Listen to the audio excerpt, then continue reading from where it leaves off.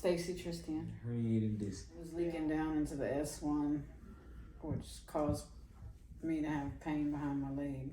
That's all I remember. I barely could walk under that much time. I felt like it was the worst pain ever. I had been like that for like 3 months. Couldn't walk. I barely could go to the bathroom. Stayed in bed mainly.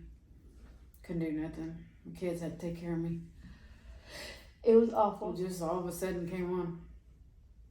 Woke up one day, I had a pain behind my leg and I didn't know what was going on, and it just kept getting worse and worse. And I was walking and stuff, but then it got to the point where I couldn't stand, I couldn't walk. Even in bed was bad.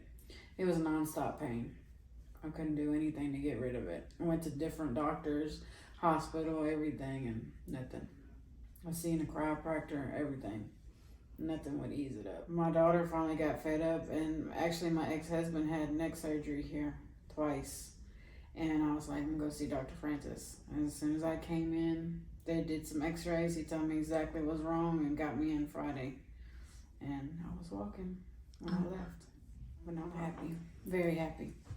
And yes, I was one of those people that never wanted back surgery. Never, ever. I always heard the bad stories. You're always gonna be in pain, all that stuff. But that pain that I had, I wouldn't wish that on nobody, man. Because it's worth it. It's definitely worth it. Guarantee. Yeah. Because 3 months not being able to do anything, and then being able to do something afterwards, like immediately as soon as I woke up from the surgery, I was able to walk without that pain. That was great.